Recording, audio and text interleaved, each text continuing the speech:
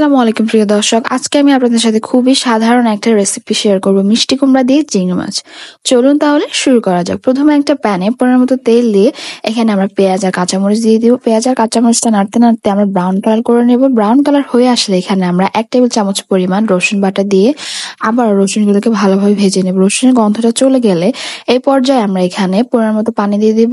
পানি দিয়ে 2 টেবিল চামচ পরিমাণ লবণ, 2 টেবিল চামচ পরিমাণ হলুদের গুঁড়া, 2 টেবিল চামচ পরিমাণ জিরা গুঁড়া আর 2 টেবিল চামচ পরিমাণ মরিচের গুঁড়ো দিয়ে ভালোভাবে এটাকে আমরা কতক্ষণ জাল দিয়ে নেব। তারপরে এখানে আমরা কেটে রাখা আগে থেকে আর ধুয়ে রাখা চিংড়ি মাছগুলো দিয়ে দিব। এখানে আমরা ছোট ছোট চিংড়ি মাছগুলো ব্যবহার করতেছি।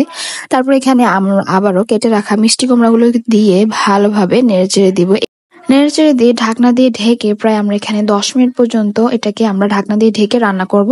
চুলার আঁচটা মিডিয়ামে রেখে, এখানে চুলার আঁচটা কিন্তু বাড়িয়ে রাখা যাবে না, সিদ্ধ হওয়ার জন্য আমরা চুলার আঁচটা মিডিয়ামে রাখবো। 10 মিনিট পর ঢাকনাটা তুলে এটাকে আমরা আবারও ভালোভাবে নেড়েচেড়ে দিব যাতে নিচে লেগে না যায়।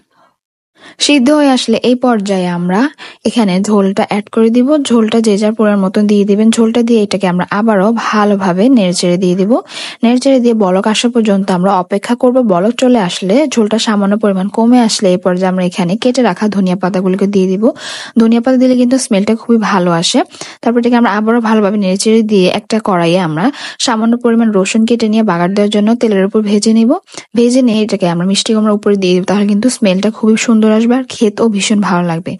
আমার আজকের এই সাধারণ রেসিপিটি যদি আপনাদের ভালো লাগে তাহলে অবশ্যই একটা লাইক, ফলো, সাবস্ক্রাইব করতে ভুলবেন না। আর অবশ্যই বাসায় ট্রাই করবেন খুবই সিম্পল ভাবে, খুবই সাধারণ ভাবে এই মিষ্টি কুমড়া দিয়ে চিংড়ি রেসিপিটি।